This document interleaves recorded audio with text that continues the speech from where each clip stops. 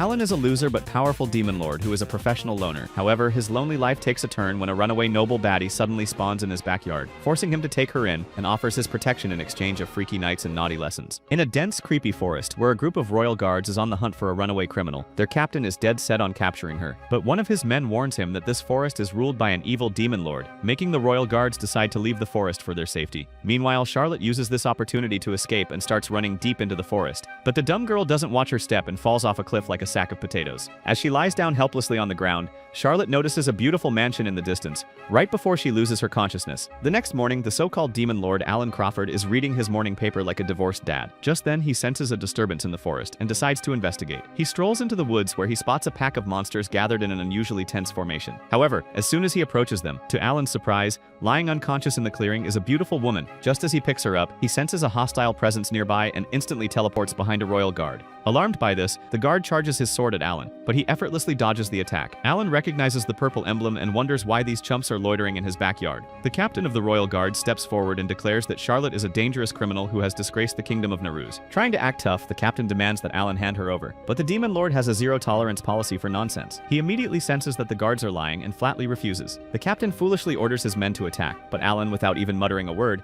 casts a spell that freezes them all in place with ice bindings. The terrified soldiers finally realize they've messed with the actual demon lord of the forest. Then, with a chilling smile, Alan uses a phantom dream spell to wipe the guards' memories, making them believe a monster devoured Charlotte. He then sends the mindless zombies marching back to the kingdom of Naruz, clueless and completely unaware of what really happened. Taking Charlotte inside his cluttered mansion, he finds it hard to believe that this frail-looking girl is a dangerous criminal because she looks more like an injured puppy. When Charlotte finally wakes up, she's startled to find a Japanese top G offering her a drink. Alan calmly shows her the newspaper, revealing that he knows she's the disgraced fiancée of Prince Cecil of the Kingdom of Naruz. Charlotte quickly insists that the story is false, assuming he will turn her in. But Alan casually reveals that he has a built-in lie detector and can easily tell if she's telling the truth. For the first time in this chick's life, someone actually believed her, and Charlotte breaks down crying like Jordan Peterson. In a flashback, we see a lavish royal party where Prince Cecil publicly accuses Charlotte of committing evil deeds against the Kingdom of Naruz. Despite her protests, nobody questioned the prince, so she was immediately seized by the hunky royal guards and sentenced to 50 years in prison. After hearing her story, Alan is convinced that she was framed because Charlotte is far too dumb to have performed such crimes against her own fiancé. Charlotte thanks Alan for his help,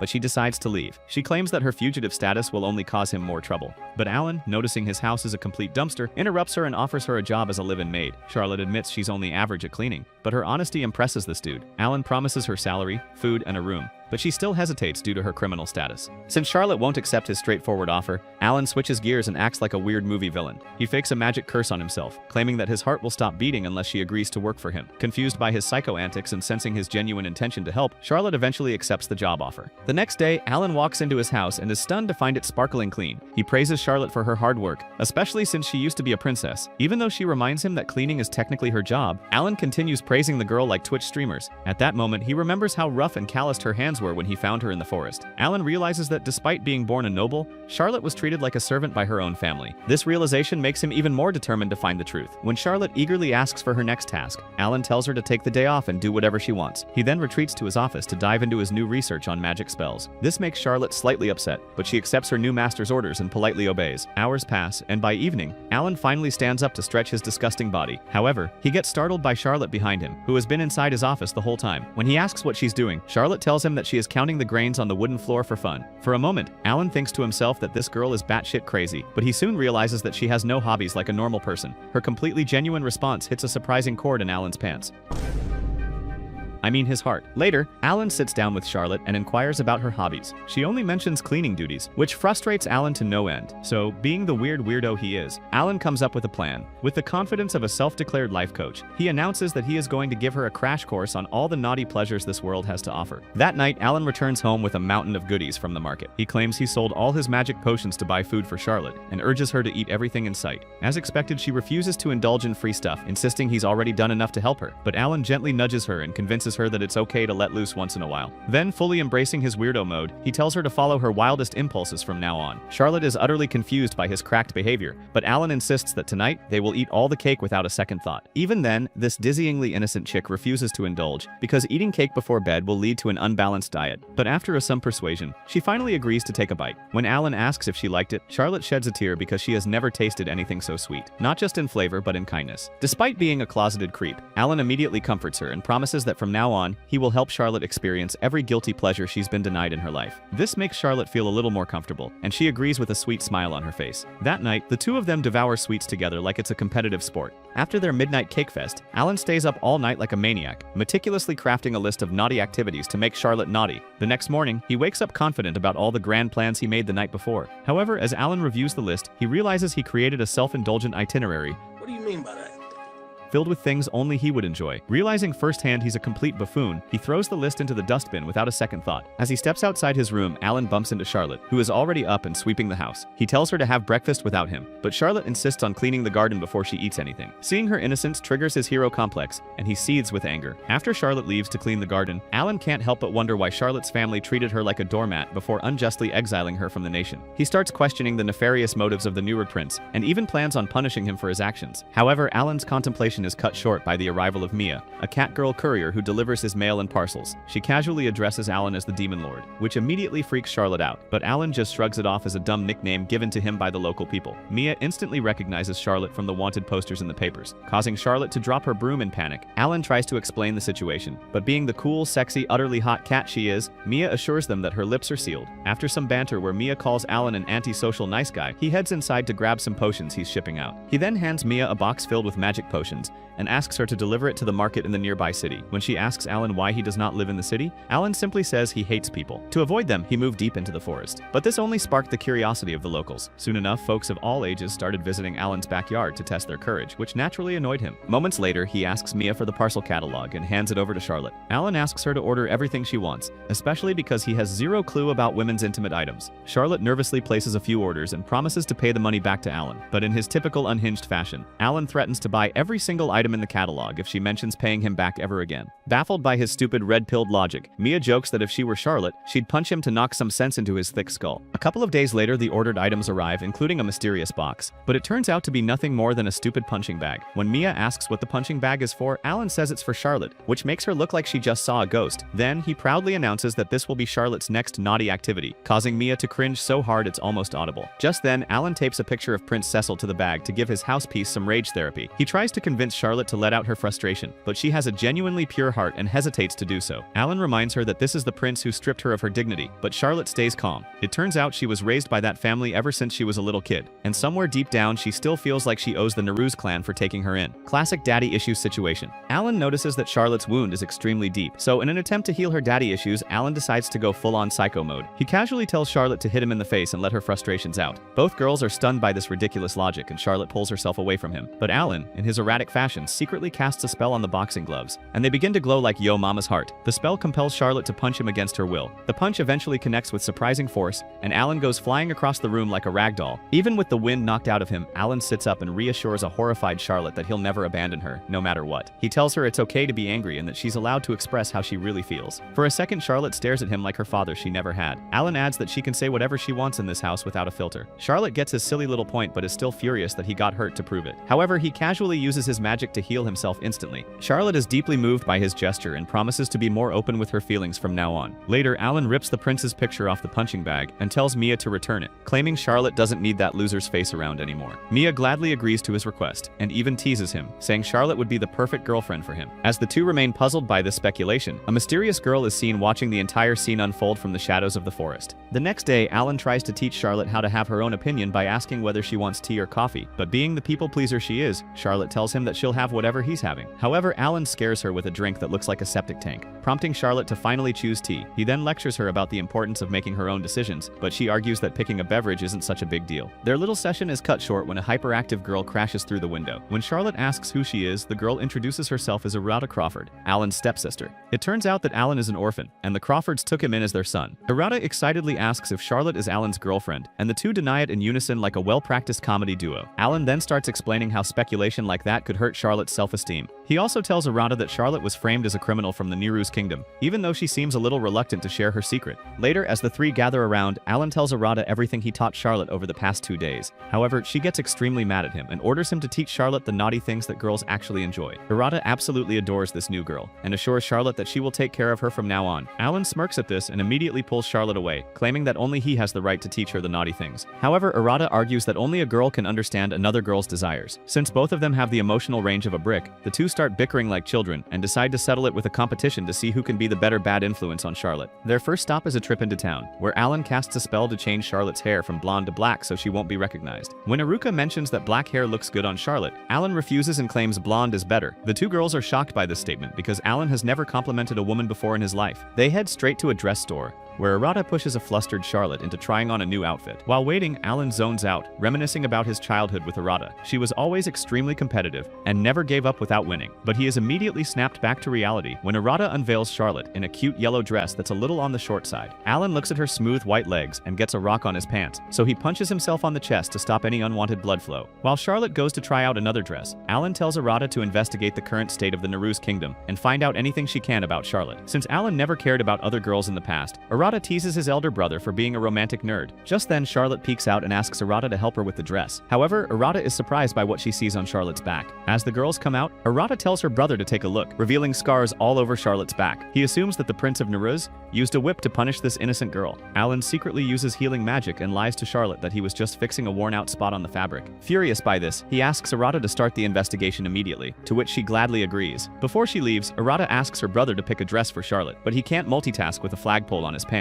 Since he has no other choice, he randomly picks a dress, only to realize it's a lingerie. Their shopping spree continues, with Alan and Arata arguing over what to buy. Charlotte tells them to stop fighting, but they casually mention that this is business as usual. On their way to a jewelry shop, Arata notices a magical wheelchair, and being the magic nerd she is, excitedly goes to check it out. Inside the jewelry store, Alan picks a hair clip that matches Charlotte's eyes, a trick he learned from Andrew Tate. Just as they're having a moment, some low-life thugs bump into Charlotte on purpose and try to start trouble. Alan gets furious and gets ready to take them down, but he remembers how Charlotte does not like fighting. He tries to settle the issue peacefully, but when the thugs try to misbehave with Charlotte, Alan breaks his hand without even budging. Seeing this, the thug's friend tries to attack him with a magical sword, but Alan intercepts it with his own magic. While everyone in the town congratulates him on his victory, Alan apologizes to Charlotte for fighting like an absolute beta. However, she holds his hand and assures him that she understands his intention has always been to keep her safe. Meanwhile, Arata watches them from the crowd and smiles happily. Just as everything subsides, a massive golem stomps onto the scene. He is pissed that his friends were beaten up by Alan and wants to exact revenge. However, when Alan introduces himself, the golem gets stirred and stops dead in his tracks. When his friends yell slurs at Alan, the golem smacks them harder than their mother. It turns out that this rock monster knows Alan from his academy days and is absolutely terrified of him. He then starts bowing and apologizing profusely, much to Charlotte's confusion.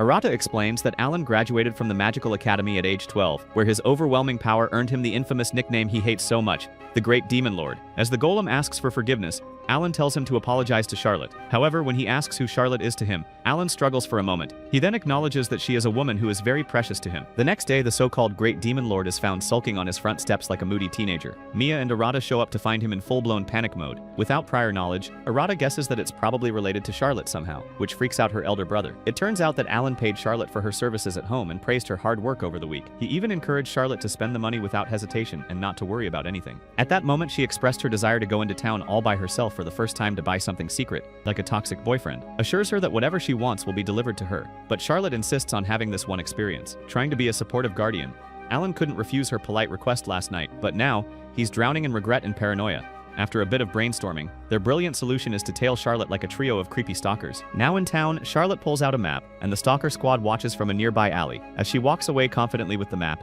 Alan is proud that she's being independent. He thinks Charlotte is starting to trust herself more, and gets slightly emotional. However, his happiness quickly turns to terror when Mia realizes that Charlotte is heading straight for the Mere District, a sketchy part of town run by a notorious gang called Serpent's Fang. Arata wants to intervene and knock the direction inside her stupid head, but Alan does not want to interfere in Charlotte's first adventure. He then tells the girls to wait and mysteriously leaves the scene, leaving Mia and Arata to watch in suspense. As expected, the clueless Charlotte wanders into the dangerous area and is immediately surrounded by a bunch of shady-looking gang members. Just as Mia and Arata prepare to jump in and save her, the goons suddenly break into a bizarre, over-the-top welcoming party. A very confused Charlotte is greeted by their leader Grohl, who acts like she just became a mother. Just then, Alan reappears and smugly explains that he snuck off ahead and persuaded the entire gang to be nice to her, which is just his code for beating them all to a pulp. Oblivious to this, Charlotte sees their injuries and gives the goons some healing potions, instantly earning their undying loyalty. They supposed gang members start crying like toddlers and pleading in front of Charlotte, considering her a goddess in human form. The situation gets even more awkward when the gang asks about her relationship with the Demon Lord.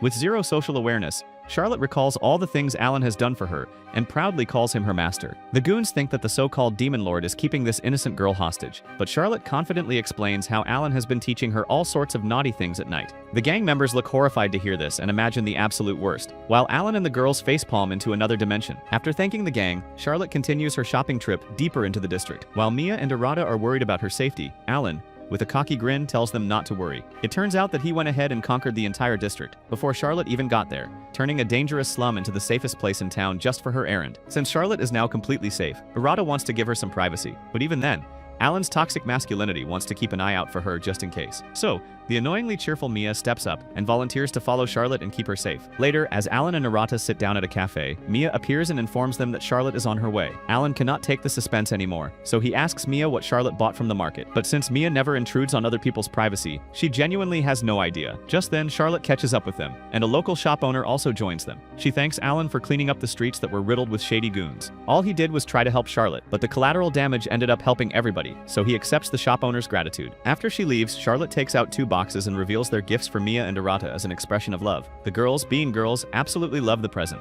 but we see Alan pouting like a child because he didn't get any gifts. Charlotte mentions that she has no idea what he enjoys, but in reality, Alan would have been happy with a simple pencil if it came from her. Charlotte claims that she has always been on the receiving end of Alan's goodwill, so she sweetly asks to mend the frayed part of his robe instead. This simple, genuine act hits him way harder than any gift could, and Alan realizes that spending time with Charlotte is the greatest gift he could ever ask for. The morning after their big shopping trip, Alan is casually reading a book when Charlotte approaches him. She is completely mesmerized by a travel guide she just finished. Charlotte even shows him all the interesting places she would like to visit sometime in her life. Seeing this as his next teaching opportunity, Alan tells her to pick any place she wants to visit for her next naughty lesson. But Charlotte is still weighed down by her sense of debt and hesitates to ask for more. Alan does not want to corrupt her in any way, but he wants her to have memorable life experiences. Even then, Charlotte hesitates to tell him about her dream location. So in a brilliant display of emotional manipulation, Alan goes into his usual psychodrama mode and pretends to cast a life-threatening curse on himself, while Charlotte begs him not to do it. Just then, Mia barges in with a special delivery, catching the two in an awkward position. She then hands over an envelope to Alan, containing an all-expenses-paid trip for him and Charlotte to the famous Unoa hot spring resort. The next day, Alan and Charlotte relax in a fancy carriage, almost like a casting couch situation. Charlotte tells a story of how she once hid in a similar carriage while running away from her captors. Back then, she was too scared to look at the view, but now she feels completely safe with him. Alan has zero idea how to be nice without being a dork, so he simply changes the subject. Just as they're having a semi-tender moment, the camera cuts to Mia and Arata's riding on horseback nearby. It turns out that the two secretly orchestrated this whole trip just to push the two clueless lovebirds to lie down on top of each other. Mia even took some days off from her job to conduct this mission. Meanwhile, Charlotte looks outside and sees the massive resort in the distance. She excitedly shows Alan that this resort was mentioned in the book she was reading earlier. But since Mia and Arata booked the trip, he asks Charlotte if this was really the place she wanted to visit. Charlotte gently nods and says yes, but Alan knows she's lying and starts deducing her dream destination like a hacker. Charlotte gets embarrassed to tell him the truth, because in her mind, it's a place for little kids. Alan thinks it might be Jeffrey Epstein's island, so he does not address the issue immediately. He promises to take her to that location whenever she feels comfortable mentioning it. Upon arriving at the resort, Charlotte is completely blown away by its size and beauty. A pretty receptionist chick welcomes them but reveals a critical detail. They've been booked under the exclusive lovers and couples package. Realizing they've been duped by Mia, both Alan and Charlotte are flustered and try to explain the misunderstanding. Meanwhile, the two girls sneakily watch the scene unfold from behind a desk. The receptionist offers to change the package, but she mentions that this is the most luxurious package available. Hoping to give Charlotte the best vacation possible, Alan awkwardly decides to take the lovers package. Their romantic trial by fire begins immediately, when the staff offers them a welcome drink in a single glass with 2 straws. While a mortified Charlotte turns red like Joe Rogan in a sauna, Arata and Mia, spying from a distance, can barely contain their delight. However, Alan resolves this issue by gulping the drink all by himself. Later, the receptionist guides them to the hot spring and informs them that it's a mixed-gender bath that requires swimsuits. While the chick escorts Charlotte to pick her swimsuit, Alan has a full-blown internal panic about how he's supposed to react. He plans to punch his heart and stop the blood flow to his noddle. A few minutes later, Charlotte emerges in her chosen swimsuit, and Alan is left completely speechless. He freezes in shock, and Charlotte also gets slightly embarrassed to appear in a bikini. However, the shy Alan tells her she looks wonderful, and he encourages her to feel confident with those monstrous dumplings on her chest. The two have a great time together and end the evening in a hot spring while looking at the setting sun. Mia and Arata are happy that the two have started bonding with each other outside their house. Just then, the receptionist brings over a bowl of ice cream for Charlotte. Alan uses his immortal ice magic spell on it so it won't melt from the heat of the hot spring. This flashy move not only impresses Charlotte, but also all the other guests, They all order ice cream and approach the demon lord to cast his spell for them as well. During dinner, the receptionist chick thanks Alan for his magical powers, because the resort's ice cream sales tripled that evening. She wants to return the favor by giving them a free tour of the Unoa Magical Zoo, and Charlotte yelps in excitement. Later, the two head to their room, which is extremely spacious and luxurious. However, their next challenge, a single massive bed decorated with heart-shaped pillows. While the tension reaches critical levels, Mia and Arata are on the other side of the room, hoping to hear some moaning and screaming. Alan tries to play it cool by explaining that the bed is a magical artifact created by dream crystals, capable of making them dream of anything they desire. Hoping to minimize the awkwardness, they quickly climb into the shared bed. However, even when the lights are off, the two continue chatting. At one point, Charlotte shyly admits she wants to dream of her late mother. To make her dream come true, Alan casts a sleep-inducing spell to help her, and she instantly falls asleep.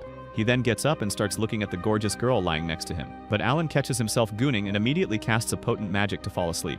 It not only knocks him out, but also travels through the wall and puts the eavesdropping Mia and Arata to fall asleep as well. The next morning, Alan wakes up to find Charlotte awake, with tears in her eyes. She reveals she had a wonderful dream where she saw her mother, who spoke to her and expressed how happy she was that Charlotte was now safe with Alan. Meanwhile, in the room next door, the confused receptionist opens the door, only to find Mia and Arata passed out cold on the ground. Later that day, the duo decides that their next naughty activity will be a trip to the Unoa Magical Zoo. It also happens to be the place Charlotte was most excited to see in the travel guide, but she was too shy to admit it that day, because she thought it was a childish choice. However, Alan assures her that a zoo is way better than Epstein's Island, and can still be considered a top-tier naughty pleasure. He then offers to buy everything Charlotte desires, and she hesitates for a split second. But when Alan threatens to stop his heart, she decides to buy 2 stupid cat ears for both of them to wear. Alan almost goes into a seizure, but he buys the cat ears after all. Meanwhile, the camera pans to a shady-looking animal accompanied by a pack of wild wolves, clearly preparing to cause some trouble. As they enter the zoo looking like dorks, Alan notices a picture of a hell capybara, which is a ferocious magical beast that is capable of destroying an entire mountain. However,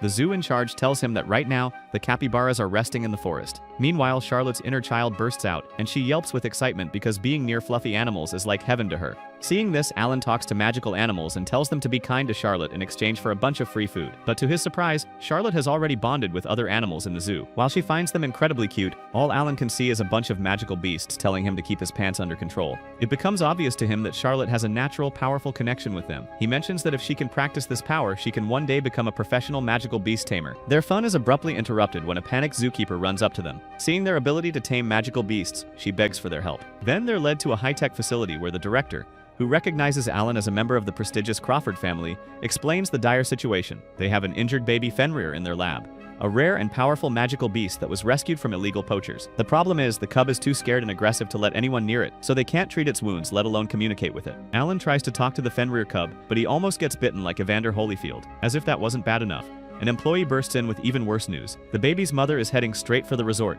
and she is absolutely furious. Alan knows that the mother Fenrir is probably more than 100 years old, and she is extremely powerful. She can destroy the entire city if her baby is not returned safely. Understanding the gravity of the situation, Alan immediately takes charge. He instructs the staff to evacuate the guests while he prepares to confront the enraged mother Fenrir. But Charlotte, filled with a newfound confidence, steps forward and insists that she be the one to communicate with the scared cub. Since this is a horrendous idea, Alan immediately agrees because youth is literally wasted on the young. So the two then join forces to execute this mission. Meanwhile, we see a hell capybara leading a group of Fenrir right towards the resort. On the other hand, Alan finds Mia and Arata, and instead of being mad, he asks them for a favor. Then he goes to the top of a mountain, where he sees a horde of Fenrir rapidly approaching the resort. Alan quickly uses his magical power and builds a massive ice barrier around the entire resort, buying Charlotte some time for her shits and giggles. He even distracts the group of Fenrir with some icicles. However, the mother Fenrir is an absolute unit of a magical beast and bursts onto the scene, while shattering the ground with her sheer power. She attacks Alan relentlessly, ignoring his attempts to calm her down. Now that he is cornered by the mother Fenrir,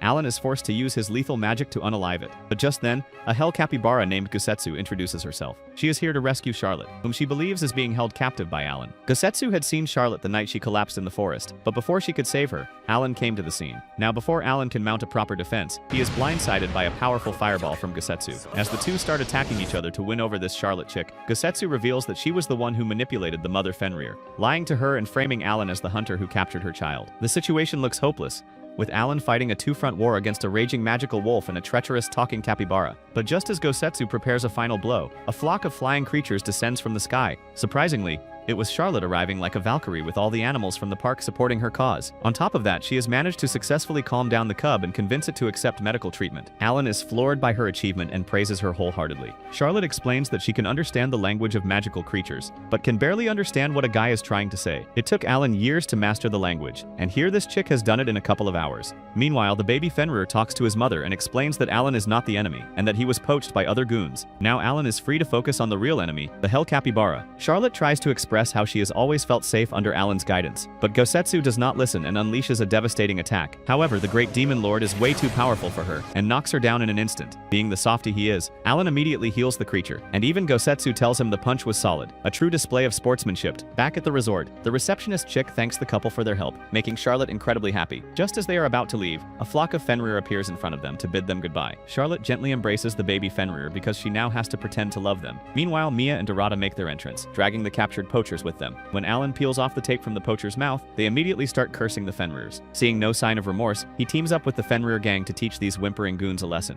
Then, with a sinister smile, Alan allows the horde of Fenrir to serve their poachers with their own brand of justice. As they prepare to leave, the healed baby Fenrir is so attached to Charlotte that its mother allows it to travel with her. Alan thinks about this for a moment and tells the Fenrir to protect Charlotte at all times, to which he gladly agrees. At this point, Charlotte feels like she already owes Alan a lot, but he gently tells her that all he wants is to see her happy. He also happily remarks that their family is growing, a comment that makes Charlotte blush deeply. Alan does not realize this, but he has been love-bombing this dumb, innocent girl for months. However, the circus doesn't end there. Gosetsu, the Hell Capybara, also invites herself to Alan's house to serve as Charlotte's bodyguard. Since he didn't approve of this, Alan gets irritated and yells at her, but it seems like Gosetsu has already made up her mind. A few days pass, and the vibe at the mansion has totally shifted. Charlotte is determined to become a magical creature tamer, and has named the Fenrir cub Lou. Alan is happy that she's found a passion, transforming from the girl who counted floorboards for fun into a dedicated student. But he's also a little bummed, as their crash course in naughtiness has been put on hold. Gosetsu, of course, loves to rub salt in the wound, teasing him about how his beloved student is now too busy for his lessons. Alan tells the capybara to leave his house immediately, but Gosetsu teases him, saying he is in love with Charlotte. Alan has definitely grown more attached to her lately, but he is happy that Charlotte has now found a purpose. Ever since that day, Alan has been teaching Charlotte all the basics of magic. She has been a diligent student, and turned out to be extremely talented. She even stays late at night to study, often doing her own research without Alan's guidance. One day, Charlotte uses her newfound magic skills, and sets up an obstacle course for Lou. With just a simple command, he navigates it like LeBron James, and leaves Alan surprised. It becomes clear that Charlotte has an unparalleled ability to communicate with the cub. However, this bond has a downside. Lou is fiercely protective of Charlotte, and absolutely despises Alan. Charlotte immediately scolds Lou, but it only proves that she's the only one who can build trust with him. Watching this drama unfold, Gosetsu reveals that Charlotte can now practice a rare magic called Beast Conversation, which allows magical beasts to speak human language. Since ignorance is bliss, Charlotte decides to try the spell on Lou, and Alan motivates her to give it a shot. Charlotte raises her hands and casts the Beast Conversation spell on Lou, and she instantly gets tired performing it. Alan comforts her in an excuse to touch her, but just then, Lou talks to her in human language. Charlotte is overjoyed by this, and even Alan and Gosetsu are proud of her. Later, to cool off, Alan creates a magical hot tub in the backyard for them to soak in. Charlotte tries to teach Lou some manners and asks him to say thank you, which he reluctantly does. On the other hand, Gosetsu is already inside the tub, and Alan tries to banish her from using it. Gosetsu thinks Alan is discriminating against a capybara to use the tub, so he uses a magic spell of his own. In a puff of steam, the plump creature is replaced by a stunningly beautiful woman with long hair and a smug grin. Alan, who has the social skills of a rock, is completely smitten and left sputtering like an idiot. While the three are playing in the tub, Alan watches them and feels a quiet joy. He looks at Charlotte and feels something stir in his heart, but tries to control himself. Seeing this, Charlotte comes out and sits beside Alan. She expresses how grateful she is for everything he's ever done for her. As they talk, Charlotte asks him how he could afford such a huge property. Alan explains that the house once belonged to a reclusive and eccentric dark elf named Dorothea, a genius author who disappeared 30 years ago. The rumors were wild. Some said she fell off a cliff. Others believed she was consumed by magical mushrooms. These creepy stories are exactly why Alan got the mansion for dirt cheap. As he's telling the tale, Charlotte lets out a scream, pointing at Gosetsu, who is floating in the water covered in a patch of strange-looking mushrooms. They immediately rush over to investigate, but to their relief, Gosetsu was simply taking a nap. Before they can figure out what's happening, a white-haired elf pops out of the ground like a springboard and accuses them of stealing her mushrooms. It turns out that she is Dorothea, the eccentric elf Alan was talking about earlier. She seems friendly, and even invites them to her hidden underground workshop, which has been her home for the past 3 decades. She's completely baffled to learn that 30 years have passed, having lost all track of time. Meanwhile, Alan is having a full-blown panic attack about the legal nightmare he's just walked into, since Dorothea is alive and technically still owns the house.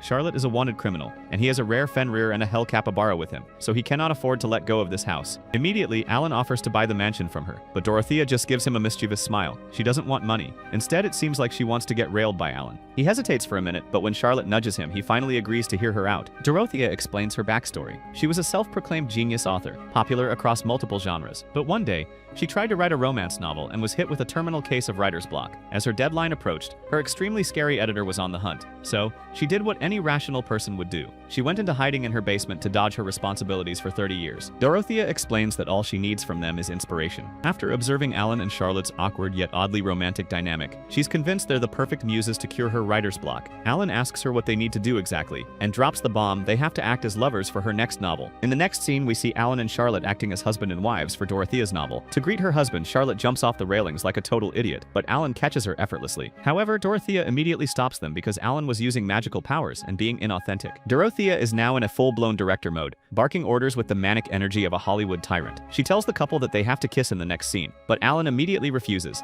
thinking it would be wildly uncomfortable for Charlotte. But to his absolute shock, Charlotte looks him dead in the eyes and says she wouldn't mind doing naughty things with him. Alan is flustered by this statement, and Dorothea screams in excitement, ready to direct her real-life romance story. She wants them to follow her script every step of the way, but Alan has one crucial rule: the script has to be clean, and should not violate public morals. The first scene is a simple wife greets her husband scenario. But it quickly derails when Dorothea's script has Charlotte deliver a line so shockingly lewd that Alan's brain short-circuits. He is once again lectured by the director for his lack of seriousness in his acting. For the next attempt, Dorothea asks Charlotte to play an innocent housewife, and even Alan likes this setup. However, when Charlotte calls Alan a cute romantic nickname, the so-called Demon Lord is once again sent into a blushing panic. For the next attempt, Dorothea adds Lou and Gosetsu to liven things up, and they get ready for the scene. This lone wolf's childhood friend, Charlotte, gets kidnapped by thugs, and he enters enemy territory all alone. Alan is immediately attacked by the thugs, but seeing Charlotte in a helpless state, he summons his rage and charges at them brutally. Just as she is about to leave, Alan grabs her hand and pins Charlotte against the wall. But since he goes off script once again, an enraged Dorothea wraps the scene, complaining about her uncooperative actors. Running out of her own weird ideas, Dorothea decides to just rip off a classic, the iconic Cinderella story, where Gosetsu will be playing the stepmother's role. This time, the chemistry is off the charts, and something magical happens. Charlotte is cleaning the mansion, which is very familiar to her. Just then, her evil stepmother arrives and rudely tells her to clean every corner of the house. While Charlotte is drowning in her own sorrow, a sorcerer appears and offers to take her to the prince's mansion.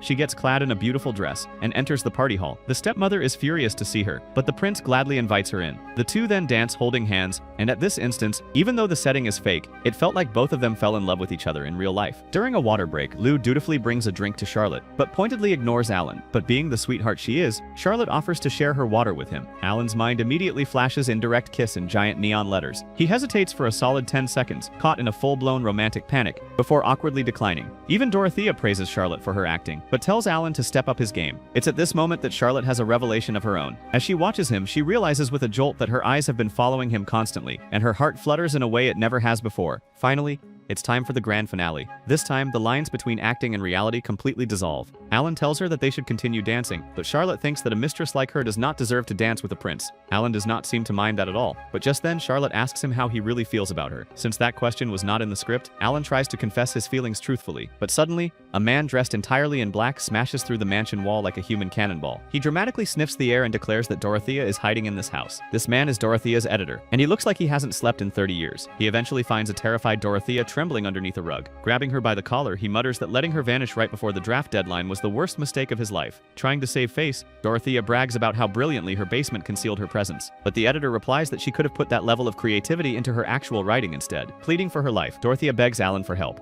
But the editor hands a hefty bag of money to Alan as compensation for the destroyed wall. Before anyone can react, he carries the screaming dark elf out of the mansion and onto the back of a waiting dragon. Now Alan and Charlotte are left alone in stunned silence in their living room. Charlotte once again asks Alan how he feels about her, causing both to blush in embarrassment. Suddenly, the door bursts open again by a frantic Arata. She rushes in, completely out of breath, and shouts that Charlotte's little sister Natalia is in serious trouble. Hearing the name of her little sister, Charlotte's face goes pale. The memory hits her instantly, and we're thrown into a flashback of her miserable life at the Dackle Palace. She's being treated like gum on the bottom of a shoe by a bunch of snotty nobles, forced to scrub floors while they sneer at her. But in this sea of horrible people, there's one tiny lifeboat, a sweet little girl named Natalia. We see her secretly sneaking food to a downtrodden Charlotte. This small act of kindness was probably the only thing keeping our girl from completely losing her mind back then. Back in the present, a wave of panic washes over Charlotte as she wakes up in a huge cruise ship in the middle of the ocean. On deck, Alan is getting the full scoop from Iruka. She explains that Natalia is Charlotte's half-sister and the legitimate heir to the Evans family. More importantly, she was the only person in the entire godforsaken Narod's kingdom who ever stood up for Charlotte. Just then, Charlotte joins them on deck and thanks Alan for the knocking her out last night, using a spell. Because of him, she had a peaceful night and even dreamt about Natalia. Charlotte then points towards the highest building and asks whether it is the Magic Academy. Alan tells her that the building is just the dormitory for students, and that the entire island is a magic academy. As they walk toward the island's downtown, Arata explains that most people on the island are somehow connected to the academy. When Alan asks how Natalia managed to leave the Naru's kingdom and come here, Arata tells him to meet his father first. Charlotte, who had no idea about Alan's personal life, starts getting paranoid because she was not prepared to meet his father at all. Arata explains that Alan quit the magical academy 3 years ago without telling anyone. Their father, who is also the headmaster of the academy, was furious, which resulted in a fight that lasted 3 days and nights. We learn that Alan lost his parents when he was a small baby, so the Crawfords took him in. Due to this, he sometimes refers to the headmaster as his uncle, and further clarifies that although they had their differences, they're still on good terms. Meanwhile, Charlotte starts whimpering once again because that's all she has ever done up until this point. Like always, Alan promises to help her reunite with her little sister at any cost. Just then, a fight breaks out at the academy, and everybody gathers to watch. At this moment, we are introduced to Headmaster Harvey Crawford,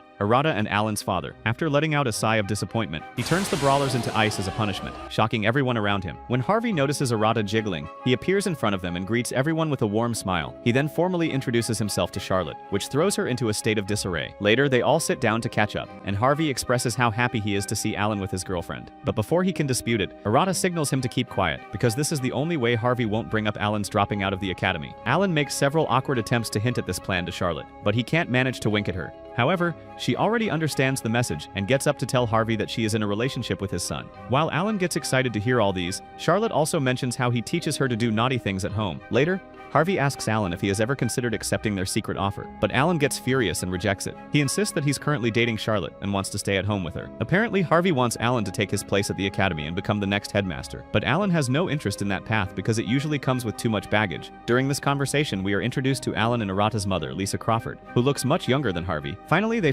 start talking about Natalia, who is currently studying in this academy. Ever since the scandal in the Evans family of the Naru's kingdom, their personal lives have been in turmoil. So while the elite elders work to sort things out, Natalia is seeking refuge at the academy under the pretense of studying abroad. Harvey adds that factional rivalries within the academy have recently worsened, and Natalia is deeply involved. Through a magic mirror, he shows Natalia sitting alone beside the fountain, while a group of shady goons are about to attack her. However, it turns out that Natalia is the leader of these goons, and she regularly bosses them around. Despite her innocent appearance, the little girl is extremely dangerous, and it seems everyone in her class is scared of her. Harvey could easily put an end to these troublemaking factions, but he prefers not to use force to teach his students a lesson. Since Alan was a troublemaker himself back in the day, Harvey wants him to guide Natalia on her journey. Knowing this will make Charlotte happy, Alan instantly agrees to do so. He gently approaches Charlotte and asks if she wants to visit her sister as well. Since the girl is lost for words, Alan suggests that with his magical powers she can change her identity and talk to Natalia without exposing her cover. This is an extremely heavy decision for Charlotte, since Natalia is the only fond memory she has of the Naru's kingdom. So as she clutches her balls of steel, Charlotte agrees to change her identity to see her little sister. Meanwhile, Lou and Gosetsu get excited to meet Charlotte's sister, which warms her heart. Now Alan asks his father to forge an ID for Charlotte, as she will infiltrate the academy as his assistant. This is the naughtiest thing Alan has ever tried to do in his miserable life. Since they plan to execute this mission the next day,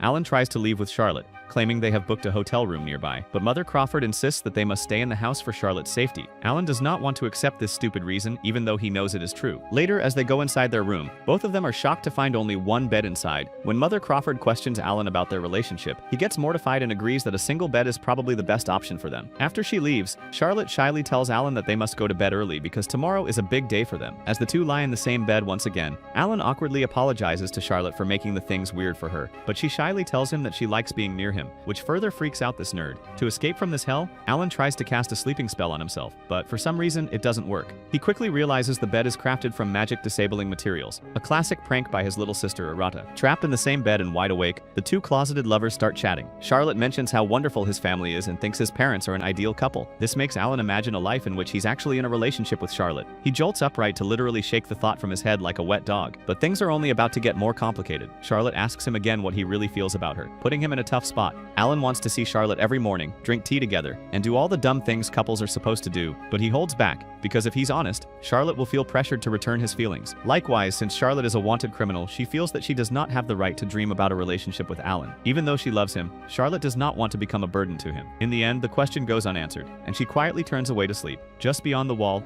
a spying Arata lets out a frustrated sigh because she really wanted to hear sounds from her brother's room. The next morning, the two awkward lovers prepare for their mission. Alan casts a shapeshift spell and completely alters Charlotte's appearance. While he finds glasses attractive on her, Lou and Gosetsu immediately recognize it as Alan's personal preference. Later, they arrive at the academy and spot Natalia holding court by the fountain. The moment she sees them, Natalia gets defensive and slips into an attacking position along with her friends. When Alan introduces himself, a wave of terror ripples through the underlings. They start whispering stories about the great demon lord who single-handedly leveled a mountain during his infamous duel with the headmaster. Ignoring the murmurs, Alan introduces the disguised Charlotte as Natalia's new private instructor, sent by the headmaster himself. Since Natalia is cold and dismissive, she refuses to accept any help and simply walks away. Charlotte is left standing there, stunned with gratitude because she finally got to see her little sister. Seeing this, Alan gently assures her that she will have more memorable days in the future. Later, the two follow Natalia to her class, where she casually corrects the professor's formula. Alan and Charlotte are genuinely shocked by her immense magical intellect. To break the ice, Alan asks if Natalia could teach a few magic tricks to his new assistant,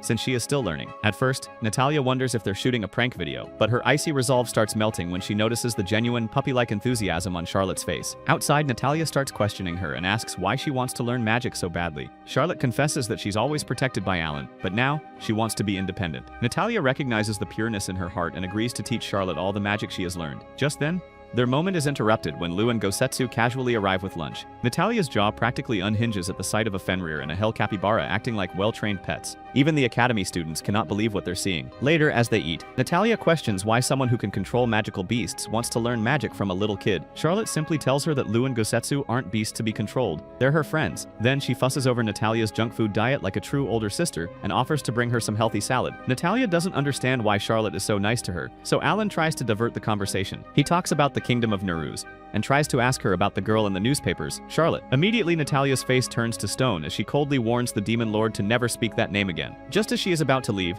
Natalia is faced by her rival, a smug student named Chris, who looks like a retired skateboarder. He tries to provoke Natalia, but she dismisses him, telling him to make an appointment for a duel. As Chris and his friends leave the hall, one of them deliberately shoves Charlotte to the ground and humiliates her. Like a viper, Natalia charges at them and takes down two of the goons with blinding speed. A full-scale brawl is about to explode in the cafeteria, but Alan intervenes, stopping Natalia with a slight tap on her shoulder. He casually tells her to sit back and watch how to actually deal with enemies. Then, Alan activates a subspace barrier, trapping Chris and his terrified cronies inside. While this feels like a Joe Rogan DMT experience, they attack the great demon lord, but Alan knocks them down effortlessly, binding them in magic chains. He then gathers a swirling orb of dark destructive energy, a spell designed not just to punish, but to make them truly repent for laying a hand on Charlotte. But just as he's about to unleash oblivion, a bolt of lightning rips through the air, striking his spell and shattering the barrier. The attack came from Charlotte, who stands there and scolds him for taking things too far. Later in the garden, Charlotte gives the two brawlers a lecture on decency. With no other choice, both Alan and Natalia apologize for their behavior earlier. By this point, Natalia has developed a newfound respect for both of them. As they chat, she and Alan discuss Charlotte's rapid progress with lightning magic and talk about how this loony bucket got so powerful.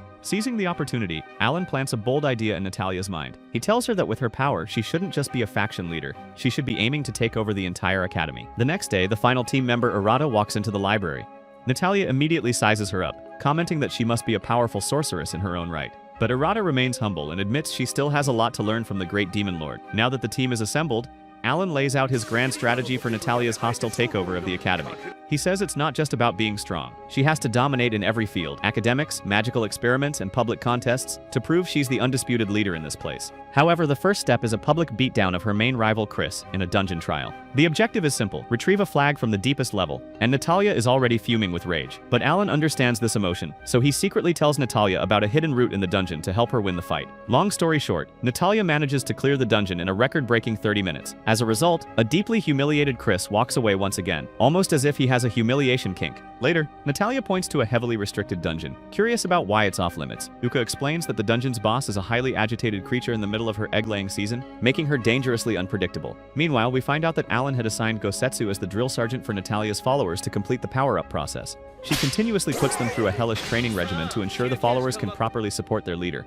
Since the little girl is hungry, Charlotte accompanies her to the cafeteria, while Alan and Arata smile at the two sisters who are finally bonding with each other. That night in the cafeteria, we see a whole new side of Charlotte. She is no longer the annoyingly timid girl counting floorboards, because now she confidently force-feeds Natalia vegetables and nags her about her junk food habits. Just as she finishes a bowl of salad, Charlotte hands her another one. Arata tells Alan how these two have already begun acting like sisters, even though Natalia does not know it yet. Alan reveals that Natalia was extremely rude to him the last time he mentioned Charlotte, so they have to tread carefully around her delicate sister issues. Meanwhile, Natalia doesn't seem to mind the mothering. In fact, she enjoys Charlotte's company so much that she offers to teach her more advanced magic. Charlotte happily agrees, and they plan to start training early the next morning. But their conversation is cut short when Natalia's followers come running, begging to be taught too. But before she can respond, Gosetsu appears and cracks a whip, before sending them back to training again. Later that night, Alan carries an exhausted, half-asleep Natalia to her room, accompanied by Charlotte and her lizard friends. They are all surprised to see how hard Natalia has been studying in her spare time. As Alan gently places her on the bed, his eyes catch sight of a small bag. The creep has zero respect for her privacy, and he tries to see what's inside, but the bag is sealed with a creep-repellent spell. Alan is impressed by her magical skills. Just then,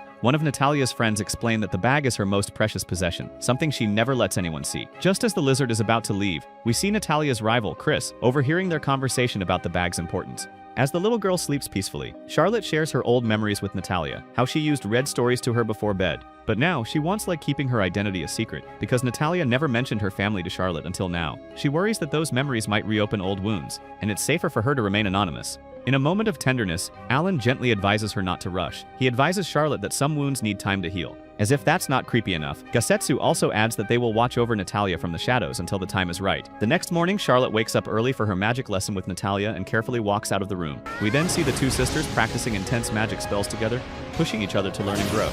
After their session, the two sit down for a cup of tea, and Charlotte thanks the little one for being such a good teacher to her. Hearing this, Natalia grows a little emotional because Charlotte made her remember all the good memories she had before she came to the academy. While Charlotte wonders if Natalia is talking about her, the little girl invites her to her room, saying there's something important she wants to show her. But when they arrive, the girls discover the room has been broken into, and Natalia's precious bag is missing. In its place is a note from Chris, where he challenged Natalia to a duel in the Forbidden Dungeon. He demands she come alone if she ever wants to see her precious bag again. Without a second thought, Natalia accepts the challenge and tells Charlotte to keep it a secret from the great demon lord, before storming off towards the dungeon. Sometime later, a worried Alan goes looking for Charlotte, but instead he runs into Natalia's terrified followers. They have no idea where Charlotte is and start panicking. Alan knows Charlotte will never do anything impulsive, but he just can't figure out why she disappeared. Just then, one of Chris's friends approaches Alan and confesses everything. He reveals that Chris has lured Natalia into the Forbidden Dungeon to get humiliated again, and he begs the Demon Lord for help. Realizing the gravity of the situation, Alan volunteers to go to the danger zone to rescue the little kids. Meanwhile, deep within the gloomy dungeon, Chris lays out the terms of their twisted duel. He wanted to fight Natalia here to keep his humiliation kink a secret. Then Chris casts a protective spell on Natalia's bag and hurls it deep into the monster-infested labyrinth. The first one to retrieve it wins,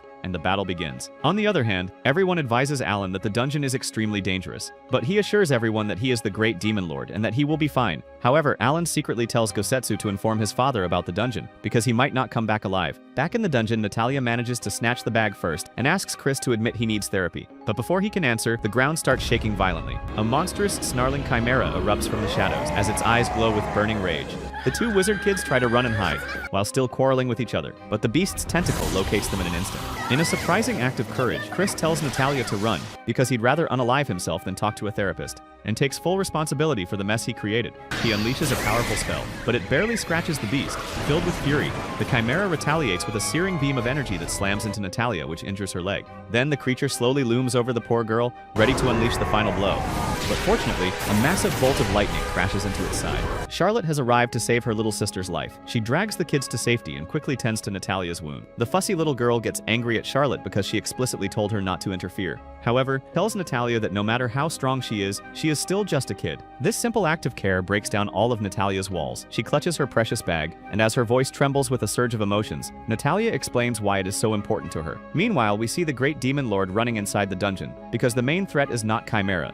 It's Slamander, the giant mystical beast. As Natalia's tough guard naturally falls apart, she asks the disguised Charlotte what she knows of the Evans family scandal. The little girl claims that there's no way her sister could have committed those crimes. Natalia believes it was a trap, a setup by the prince to unalive her sister. Charlotte asks if she hates her sister for this mess, but Natalia claims that the only person she truly hates is herself. She can never forgive herself because she could not save her precious sister when it truly mattered. Natalia reveals that after Charlotte ran away, the family threw away all of her belongings, and this bag contains the only memories she could save of her. It's her only connection. the one thing that makes her believe her sister is still alive. Natalia tells Charlotte about her desperate attempts to locate her sister with magic, but every spell was mysteriously blocked by an overwhelmingly powerful force. She believes that some twisted kidnapper, a powerful pervert, must have her sister locked away and is using his magic to hide her. Natalia even vows to crush the bastard who took her sister away. However, she tearfully adds that every time she talks with Charlotte, she catches glimpses of her sister in her words and expressions. Just then, Chris starts crying like a little girl after hearing Natalia's life story. He even apologizes to her for being such a pain in the butt.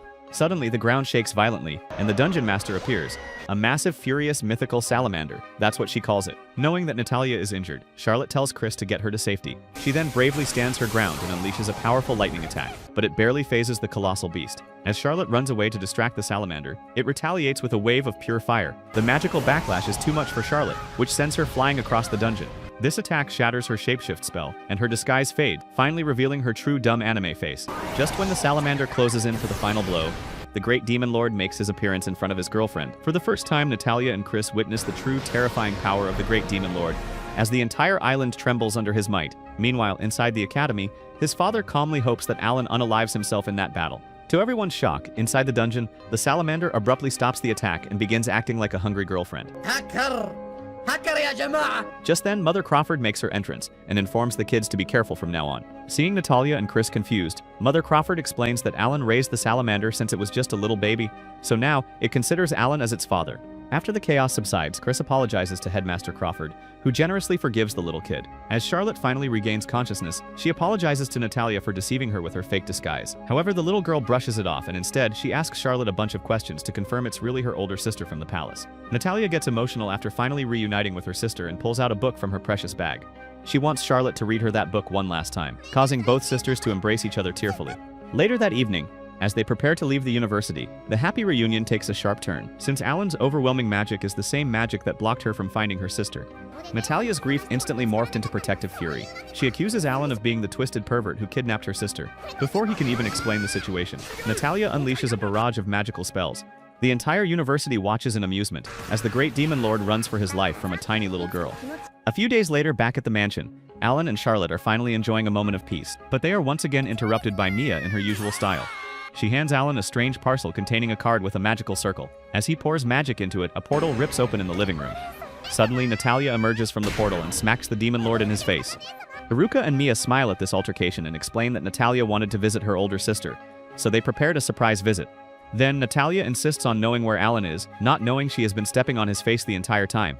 Alan sternly tells the girls that he is the owner of the house, but Natalia challenges him to a duel. Right before this heated fight, the front door is thrown open by Dorothea, and Alan is once again smacked in the face. She's here to thank them for the inspiration, and casually asks if there's been any progress on their romance, because her editor is already demanding a sequel. She wants to stay in Alan's house once more, and before he could say anything, everyone gets excited by the mere idea of it. That night, they all sit down for dinner as a chaotic, mismatched, but undeniably happy family.